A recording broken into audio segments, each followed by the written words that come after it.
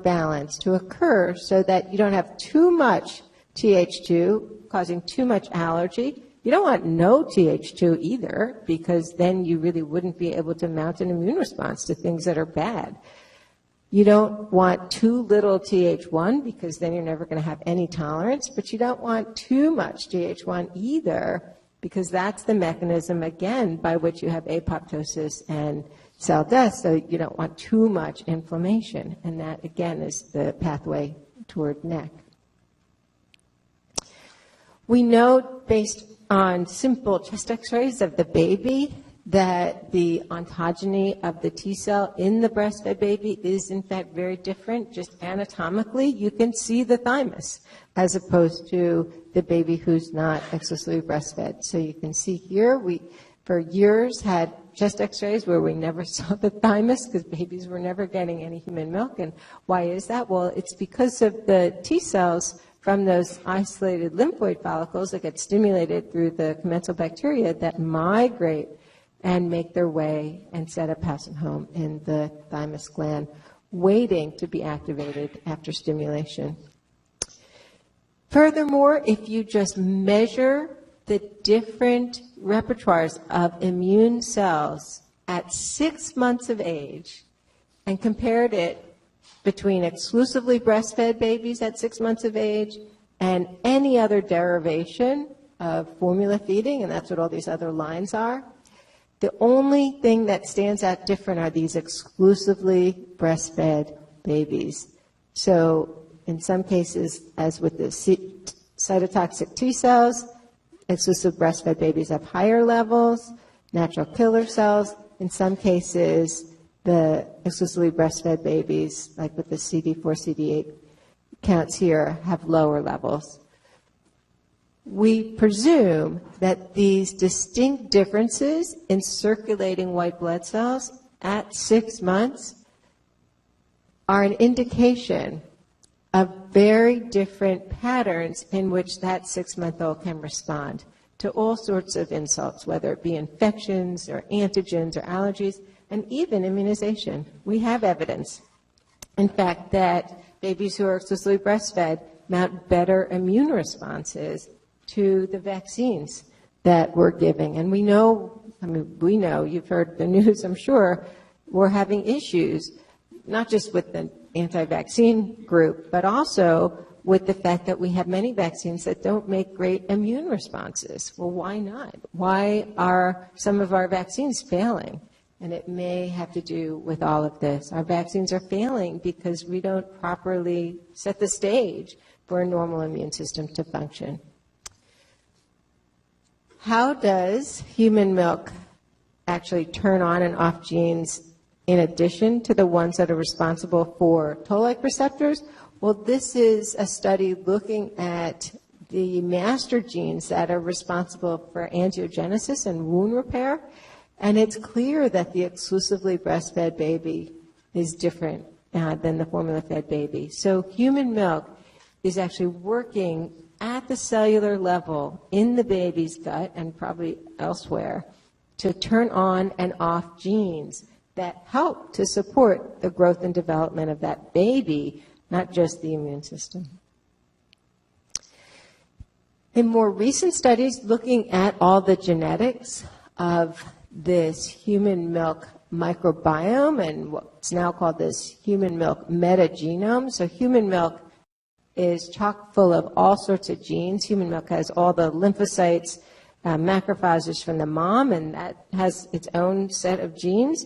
But also because of the commensal bacteria, they have their own set of genes. And actually, if you looked at all the genes in your body, the genes from your microbial organism actually outnumber the genes from your own cell line by 100-fold.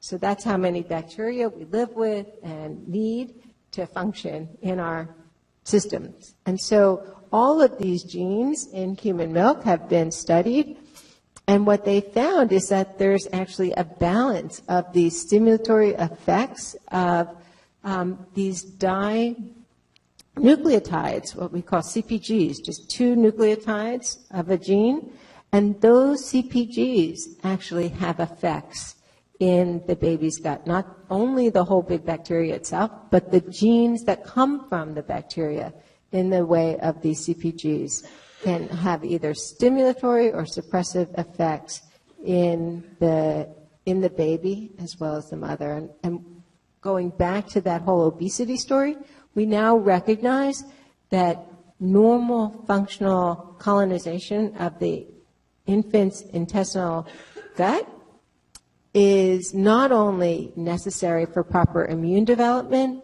but necessary for proper metabolism.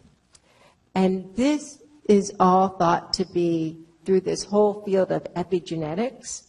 We now recognize that the genes that are present in that human milk metagenome actually either promote DNA methylation in the case of breast milk, or promotes histone acetylation in the case of infant formula, and that these have differential effects on gene transcription that then leads to differences in patterns of metabolic processing in the gut. So again, beyond just the mechanisms of how breastfeeding protects against obesity, there's metabolic effects through epigenetics, through human milk, and that metagenome through those CPGs that set the stage for how that baby's going to metabolize nutrients throughout life.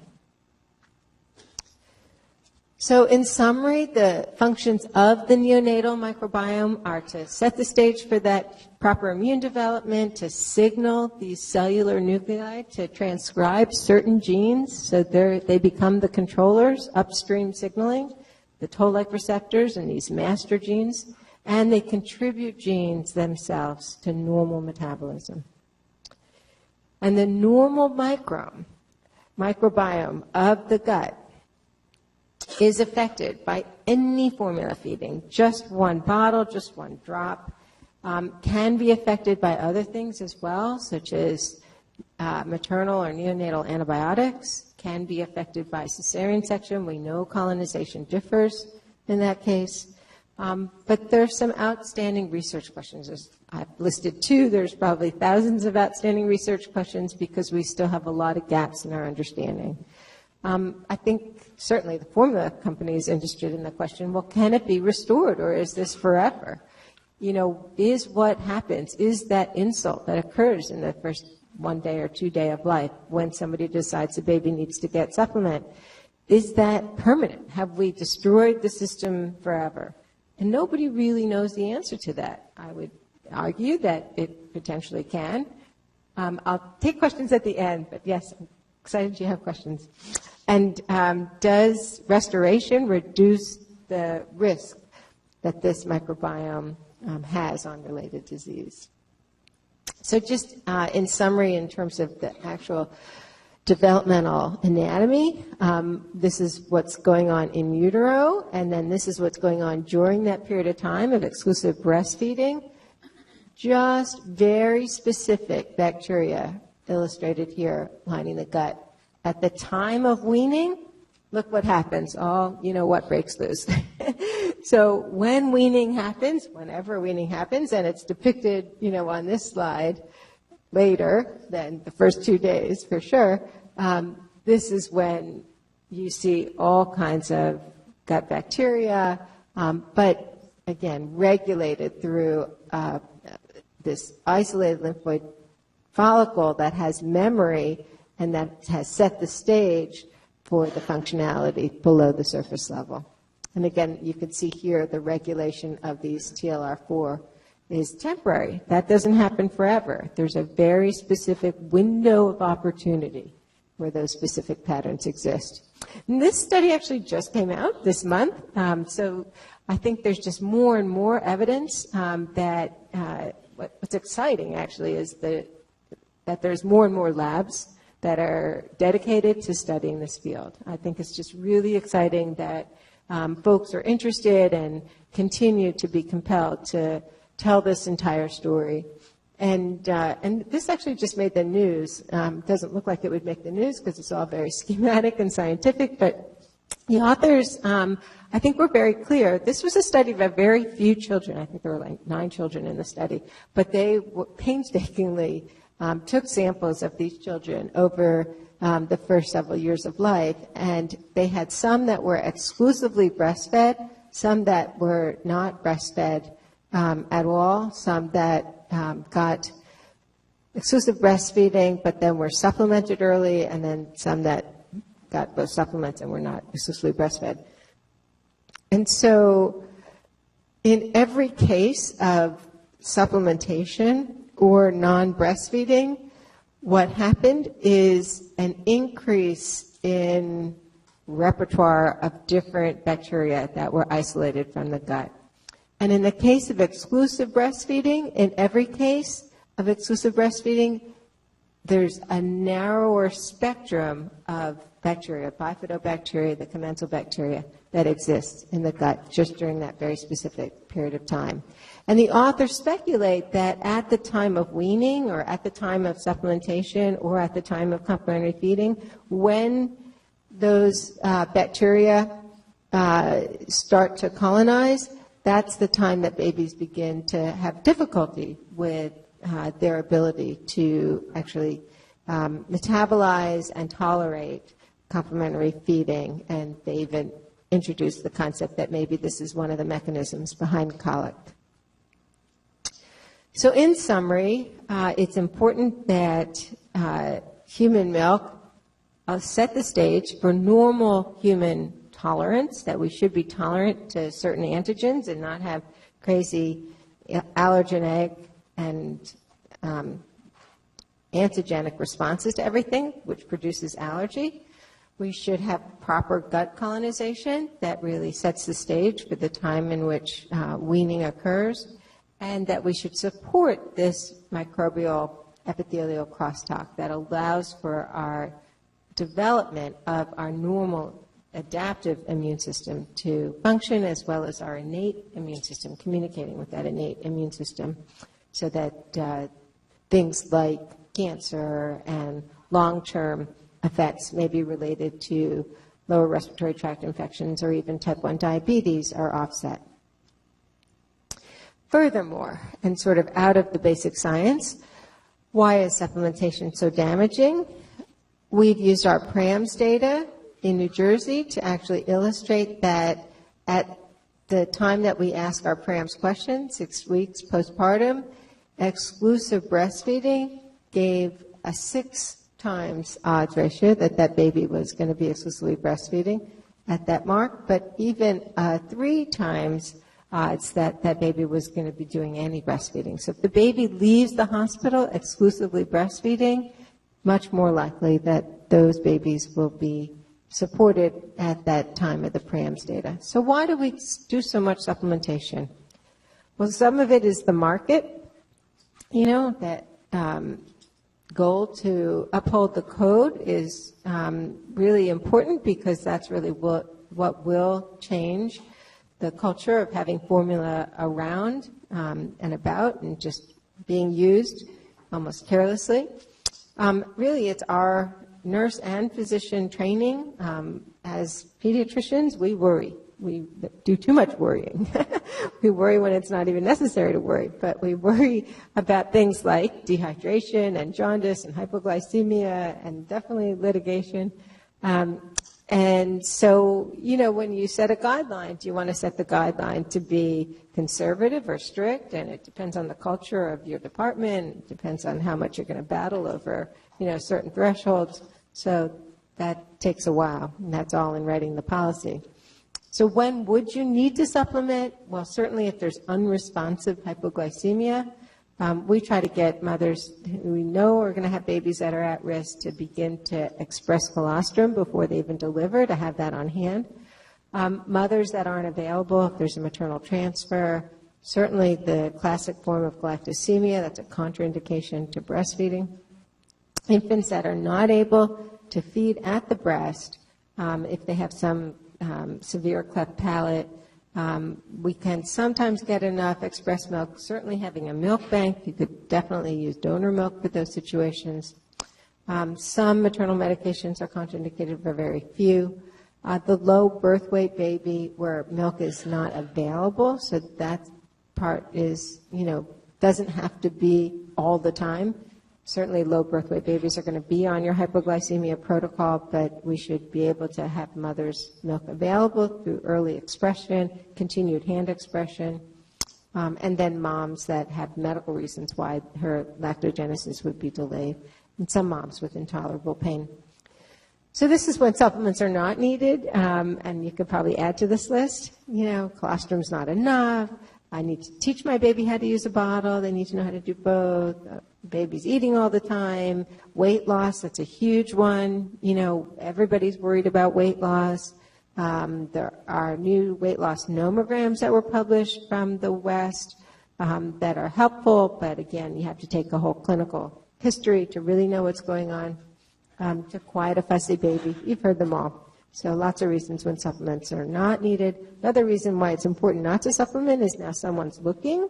The Joint Commission now has a mandate to measure and report on the perinatal care core measure on exclusive breast milk feeding.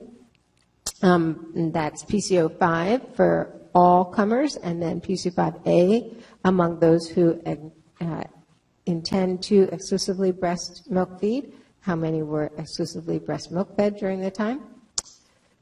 And so as I've illustrated here, there's a number of perinatal care core measures that are now mandatory. So I know when Joint Commission comes, they're going to want to know not just what your rates are, but how you're collecting your data. And that's a huge issue. Over the last couple of years, there have been so many new products coming on the market for electronic health records, and there's been a lot of flux, and I see it as an opportunity in some ways. If you have people that are willing to make the investment and work with you to put in the right fields, I encourage you to work with already designated baby-friendly hospitals, because I would bet that they have fields that they have finally found have worked for them in recording this information, and it's frustrating if you don't get it right the first time, and they're not going to give you a resource to go back and do it again. So this is one of those situations you want to get your EMRs correct the first time. So this is just the gold seal of the Joint Commission, and these are the definitions for PCO5 and PCO5A. And really, how do you roll this out? It's complicated. I mean, I've tried to take the emphasis off. So do you want to give any formula during your time here? Because that really isn't the intent of what we're trying to do. We really want to know if moms are interested in breastfeeding or not. If they're interested in breastfeeding, we focus on skin to skin. We expect it's going to be exclusive. And then we come back later and say, so we're going to support exclusive breastfeeding. And honestly, even if a mom comes in and says, well, I don't know, I'm worried, maybe I'll give a bottle of formula at some point.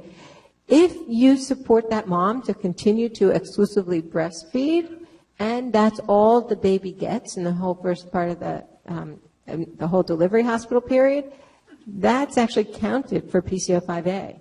So despite her initial concern, like, maybe I don't want to do exclusive, if the baby ends up being exclusive, that still falls in both the numerator and denominator for PCO5A. So if you have good practices in place and you convince families that they don't really need that supplementation, you could do well with those measures. Providing skin-to-skin care is obvious. That's an obvious help. It is important that the medical team, somebody document the allowable, that's A, allowable values, AV, exclusions for the numerator and denominator. These are the denominator exclusions. So in terms of PCO5A, if the mom has a medical contraindication, that's obvious. If the mother states an intent not to breastfeed or to partially breastfeed, that's allowable value 2 for the PCO5A. But one of these guys has to make that documentation. And if there's some clinical reason for not exclusively breast milk feeding, and that's not like baby was hypoglycemic, that's really falls in line with those contraindications. And then if the infant's mother has changed her intention to exclusively breastfeed to partial or no breastfeeding. So she came in thinking she was going to only breastfeed, and then a day or two later, she's like, no, I really want to give a supplement.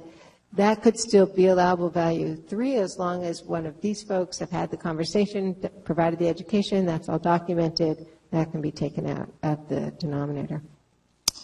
So there's no great measure. I think something that's sort of between PCO5 and PCO5A would be ideal. It would be nice to know among the breastfeeders how many are exclusively breast milk feeding. And so, but the measures that we have sort of flank that particular measure. But I do think it's important to give moms every opportunity to be in the denominator for both PCO5 and PCO5A. It's important. So what's the role of the clinician then? Really, the clinicians, nursing staff, physician staff, they need to be able to package this information and present it to leadership so that leadership understands where you are and where you're trying to get to, and how you're going to get there, and how you're going to measure it, and then developing a quality improvement plan to actually do that. Knowing now, hopefully, that it's not so benign to give that little bottle or drop or a syringe of formula. Not so benign. So we always take that oath, first do no harm. What are going to be the reasons that babies are getting formula? Is it because of this weight loss issue? Most of the time, not a reason. Jaundice, most babies can feed through jaundice exclusively with mother's milk. Hypoglycemia, I think a lot of hospitals have thresholds that are way too high. And something else, maybe something else. So nationally, we're doing better. This is like the first time I've been able to present this data. I can't believe it. So look, this is within the first 2 days of life. So this is the first time we hit a high of 25.6, but the most recent data just released, now this is 2011, so the CDC National Immunization Survey data still has a little lag. Nevertheless, we're down to 19%. I was shocked, actually, when I saw that. It was very encouraging that our supplementation rate nationally is going down. And when we look at exclusive breastfeeding through 3 and 6 months, we're on the rise, as Becky said. Yeah, but, we're only at 50%. Well, yeah, glass half full, glass half empty. But just the trajectory of this curve is really exciting. We are finally seeing more exclusive breastfeeding across the country. Where do we have work to do? Well, in the same areas as your infant mortality rates, your obesity rates, and all the other disparities that Becky alluded to. We have a tremendous opportunity to eliminate disparities here. It's really the Black, non-Hispanic Black population that continues to not benefit by everything that we're doing around breastfeeding. We don't always understand why, but we have our work cut out. So hopefully I've convinced you that exclusive breastfeeding produces optimal health outcomes. And it's important to know the science because people will challenge you. I will tell you that the industry knows the science, and they try to use the science to make the claim that it's all in the formula that they're selling. Exclusive breastfeeding requires support in multiple dimensions, and physicians, most importantly, are the ones that are often going to recommend the supplementation, so they're necessary to support and understand the rationale for exclusive breastfeeding, and certainly baby-friendly is the way to do that. And of course, if you always do what you always did, you will always get what you always got, which is supplementation for the most part, right? So thank you. Yes, time for questions. You had a question.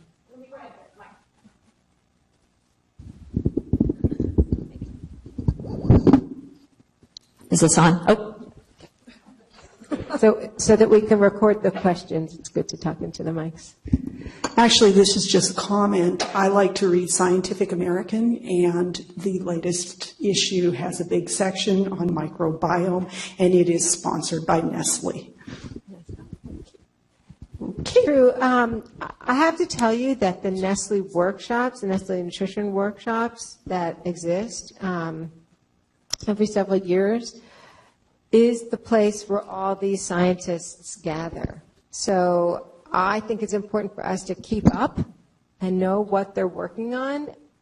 Why are they working on what they're working on? Who's funding it? They're working on it so that they can figure out a replacement product, that is going to hopefully do the best it can do to mimic some of the processes in human milk. Is that possible? No. I mean, it's just impossible given how complicated this is to completely mimic the science. And in some cases, by mimicking the science, they might be doing more harm than good. Nevertheless, I will say that the science that comes out of those meetings is good science, and it's important that we keep up with it, because if we don't, if we discount it completely and just ignore it, well, it's funded by Nestle, I'm not going to even look at it, then we miss an opportunity, because that's really where the science is being elucidated. So it's important that we see what's going on in the basic science world, keep up with the story, and understand it to the extent that we can explain it in a way that says, look how complicated this is. There is no way you can make a product that is going to do what the system does. And in some cases, the authors, even funded by the industry, say that, that this isn't going to work for the products that we're trying to create or the products that are funding us. So I hear what you're saying, but, just wanted to make that point that it's frustrating, because that's where the evidence is. That's often who's funding the basic scientists.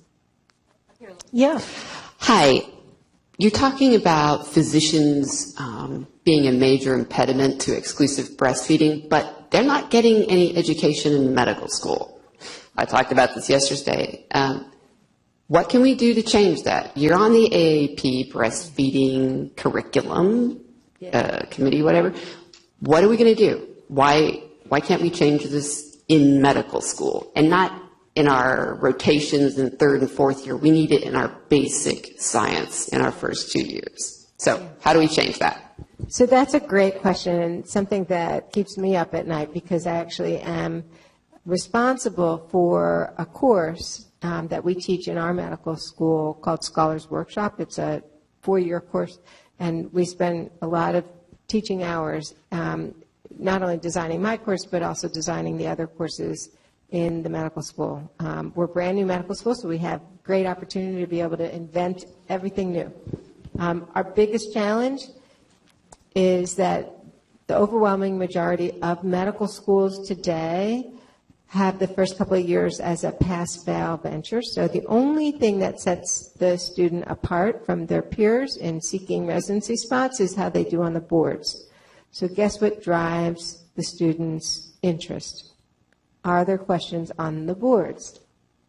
And we don't know. I mean, we know there's some questions, but we don't know that they're the questions that we would write or that maybe reflect what I just talked about. I do know that some of what I talked about is in some medical school curriculum. I think that it may just be the places where people are kind of into this stuff. Like I know the students at Harvard get all of this. Why? Because those electron micrographs that I showed you were developed by Alan Walker, one of the faculty members. So I know that they learn a lot about commensal bacteria there. So that's all good. But, is this going to be every medical school? And is this something that's tested at all on the boards? And if so, how is it tested? And I can't answer that because we never know what's going to be on the next set of board exams. But that's a great point, and it may be something that we take back, because we have inroads to the AAMC and the kinds of things. The boards are changing. Our course was invented because now the boards actually are not so focused on organ systems as they were in the past, but they've actually introduced a lot more in how to think, and things like quality improvement and biostats and epidemiology are now a much bigger portion of the Step 1 and Step 2 boards. So that's a good thing, that the boards have evolved with medicine, but I think that's the way to make the change. I don't think the AP has a big role, but definitely AAMC. And it's something that all the deans need to do, to work together, and the people that are writing those board questions. Other questions out there for Dr. Winters? I know I have one. Yeah. So getting back to a little bit more practical application, as you were mentioning towards the end, what are whether Joint Commission or medical indications for supplementation, but we have a lot of smaller rural hospitals here in Oklahoma. I feel like I'm yelling. Is that better? Under 1,100. So, Under 1,100 deliveries. right, Yes, sure. yes. Yeah, for the Joint Commission. But what would you say, if there's in a specific clinical situation where there is a medical reason to supplement, and the mom's trying to breastfeed, walk us through how you would handle that and what options might be available or should be available. Right. What are the choices to avoid introducing that one drop of formula? So you have a situation where the baby's on a hypoglycemia protocol, and maybe it's a good one even. Asymptomatic baby, but just the blood sugar is not responding. So that baby needs to get something. Doesn't need to get IVs because the baby's asymptomatic, so needs to get something. So that's a case where we'd like to have moms expressing milk and to give colostrum. If we can't get any colostrum out of mom, for whatever reason, maybe she had preeclampsia, she's on MAG, she's out of it, we just can't. Then if you have donor milk in your hospital, that would be the next best option. If you don't, then that's an indication for formula. For PCO5 and PCO5A, if the mom's intent is to exclusively breastfeed and her baby, had this medical indication to get formula, she would still be counted in the denominator of PCO5A, or obviously the baby would be out. They expect that some babies will be taken out of the numerator because there should be some cases, or expected to be some cases of medical indication. But she could still be in that intent to exclusively breastfeed, just the baby had some complications that required formula. But it would be sure great if it didn't have to be formula. Right. And I think that from the premature baby literature now with the human milk fortifiers, it's become that much more obvious that a human milk-only diet really does make a difference in the immune system. I have a question. So I work with Laurie all the time when we go to hospitals, and actually the more common scenario, if you watch Laurie in action, is that she's persuading pediatricians to follow the hypoglycemia policy and avoid supplementation. Can you talk us through, let's imagine we're in the hospital and a pediatrician is repeatedly giving formula for hypoglycemia. How can people work with that? Yeah, so the more common situation is not that they're using an ideal hypoglycemia policy, but they're using, their own invention of a just-in-case policy. And, just in case means the baby is small for gestational age or now larger gestational age, which is like how a third of the babies born are larger gestational age in some communities. So they're all on protocol, right? So they're all going to get their blood sugar tested. And I have spoken with pediatricians, neonatologists that will say, well, the baby got formula because the baby was small for gestational age or was large for gestational age. I'm like, well, that's why the baby's on protocol, but that's not an indication for supplementation. That's why we're checking. We're checking to ensure that the baby isn't going in the wrong direction. We're not checking to be able to pat ourselves in the back and say, yep, that's your reason to supplement. No, the whole reason is not to supplement. So that's challenging. Some set the blood sugar values as high as 50. 50 is normal in the first 4 hours for a healthy term baby, whether they're SGA or LGA. I don't really care. Infant or diabetic mother.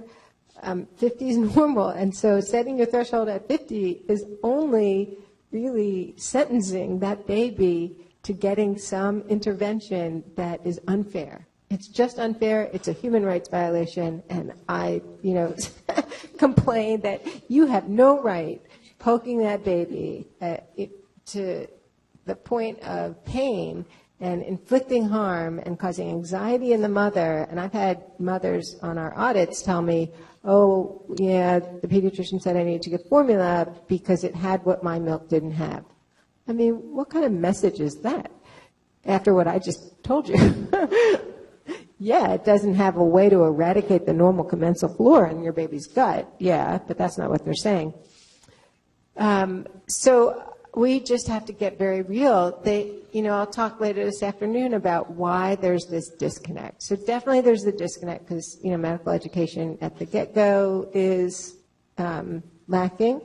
Residents are getting better education, but not all the places where they're training. Some residents aren't getting any education in breastfeeding and lactation. The faculty development is a huge challenge. We have faculty teaching medical students and residents, and they're my generation, and we didn't learn anything. And not only didn't we learn anything, we just thought it didn't really even matter. So I'll talk about that later this afternoon.